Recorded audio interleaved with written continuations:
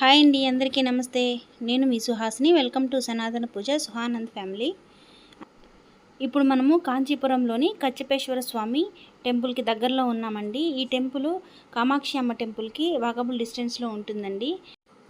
ఈ టెంపుల్కి స్ట్రైట్గా ఉండే రోడ్లో వెళ్ళామనుకోండి ఏకాంబరేశ్వర స్వామి టెంపుల్ వస్తుందండి. మా రూమ్ ఉండే స్ట్రీట్ కూడా అదేనండి. ఇలా లెఫ్ట్ సైడ్ మనకు నేరుగా కనిపిస్తుంది కదా, లెఫ్ట్ సైడ్ రోడ్లో వెళ్ళామంటే బస్ స్టాండ్ వస్తుందండి. మనం ఏకాంబరేశ్వర స్వామి టెంపుల్ ఆల్రెడీ చూసేసాం కదా. కంచి కామాక్షి అమ్మవారి టెంపుల్ కూడా పెట్టాను, మీకు విష్ణు కంచి కూడా పెట్టానండి. నెక్స్ట్ కచ్చపేశ్వర స్వామి ఆలయం. ఈ ఆలయం మొత్తం 2 ఎకరాల స్థలంలో విస్తరించబడి ఉందండి. ఫస్ట్ స్లిప్పర్స్ బయట వదిలేసుకొని మనం లోపలికి వెళ్ళాల్సి ఉంటుందండి. లోపలికి ఎంటర్ అయిన తర్వాత మనకి నేరుగా అయితే వినాయక స్వామి టెంపుల్ ఉంటుంది. లెఫ్ట్ సైడ్ అమ్మవారి టెంపుల్ ఉంటుందండి.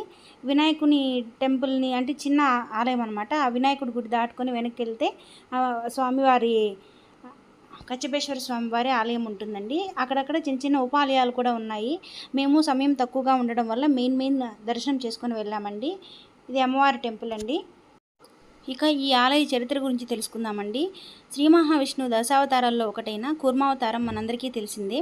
క్షీరసాగర మదనాన్ని చేసినప్పుడు ఆదిశేషువుని తాడుగా చేసుకొని మందర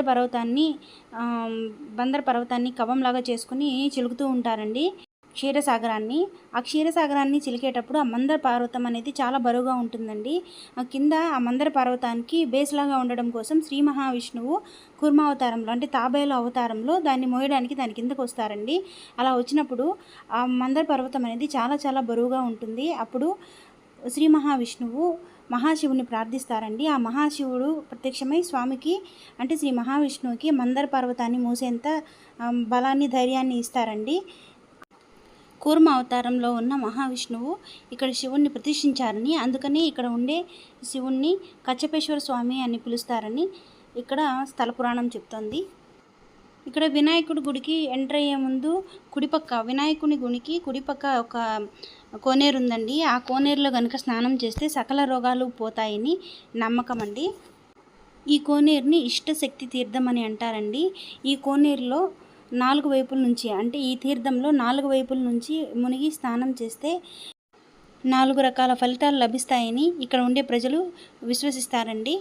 అదేవిధంగా ఆదివారము ఈ కోనేరులో చేసే స్నానం అనేది చాలా చాలా విశిష్టమైనదండి. ఆ రోజు కనుక స్నానం చేస్తే సర్వ రోగాలు పోతాయని ఇక్కడ ప్రతీతి. ఈ ఆలయం లోపల అష్టభుజాలతో ఉండే సరస్వతీదేవి అమ్మవారు, మురుగన్ స్వామివారు, కాలభైరవ స్వామి, దుర్గాదేవి ఇట్లా చిన్న చిన్న ఉపాలయాలుగా వీళ్ళందరూ కొలువై ఉన్నారండి. ఈ ఆలయం చెన్నై నుంచి 75 కిలోమీటర్ల దూరంలో, తిరుపతి నుండి 105 కిలోమీటర్ల దూరంలో ఉంటుంది. ఇప్పుడు మనం చూస్తున్నది స్వామివారి గర్భాలయం అండి. మనం ఆ లోపలికి వెళ్ళామంటే స్వామివారిని దర్శించుకోవచ్చు. గర్భగుడి చుట్టూ కూడా కొన్ని గ్రహాలు అంటే నవగ్రహాలలాగా రాహుకేతు గ్రహాలు అట్లుంటాయి కదండి, వాటన్నిటిని కూడా ప్రతిష్ఠించి ఉన్నారు. లోపల మనకి గర్భాలయం చుట్టూ ఒక రౌండ్ తిరిగి వస్తాం కదా, ఆ రౌండ్ తిరిగి వచ్చే చోటంతా కూడా చిన్న చిన్న విగ్రహాలు, కాలభైరవ స్వామి వాళ్ళంతా కూడా ఉన్నారండి.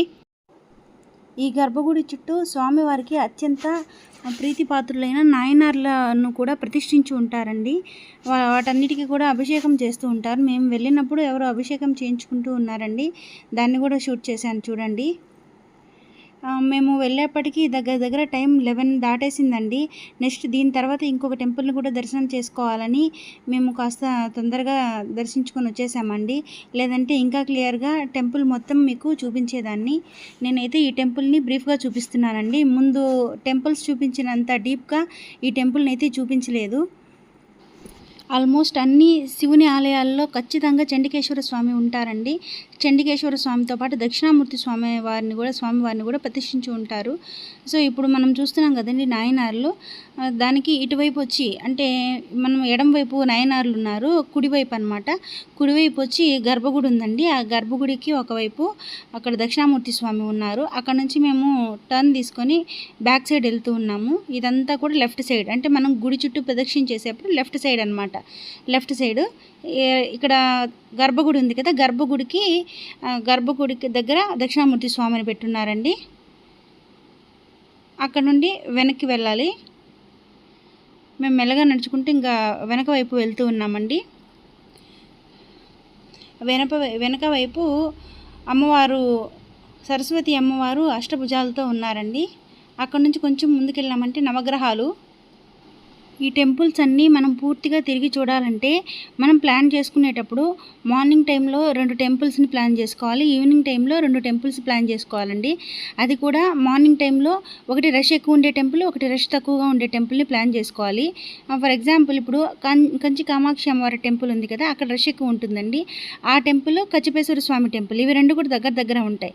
ఈ 2 టెంపుల్స్ని ప్లాన్ చేసుకున్నామంటే మొత్తం టెంపుల్ లోపల ఉండే అన్ని చిన్న చిన్న ఉపాలయాలు, తీర్థాలు, కోనేరులు మొత్తం కూడా దర్శనం చేసుకోవచ్చండి ప్రశాంతంగా.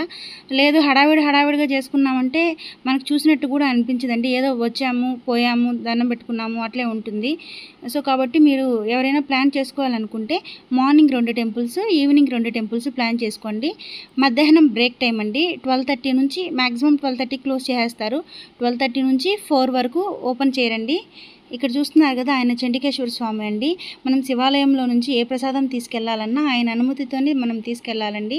ఆయనకి దండం పెట్టుకొని అనుమతి తీసుకోవాలి. ఇక్కడ నవగ్రహ ప్రదక్షిణ చేసుకున్న తర్వాత మేము కాలభైరవ స్వామికి దండం పెట్టుకున్నామండి. ఆయన స్తోత్రం చదువుకొని దండం పెట్టుకున్నాము. కాలభైరవ స్వామి అండి ఇక్కడ ఉండే స్వామి. ఆయనకి దర్శనం చేసుకొని దండం పెట్టుకున్నాము. తర్వాత టెంపుల్ లోపలికి వెళ్ళామండి. టెంపుల్ లోపలికి వెళ్ళి అర్చన కూడా చేసుకున్నామండి. అక్కడైతే నేను వీడియో లైట్గా ఆన్ చేసి వదిలేశాను. మీకు కనిపిస్తే జాగ్రత్తగా చూడండి, స్వామివారిని దర్శించుకోండి. తమిళనాడు సైడ్ అంతా కూడా టెంపుల్స్ అన్నీ కూడా చాలా బాగుంటాయండి. పెద్ద టెంపుల్స్ ఉంటాయి. కట్టడాలు కానీ అక్కడ శిల్పకళ కానీ చాలా అద్భుతంగా ఉంటుందండి.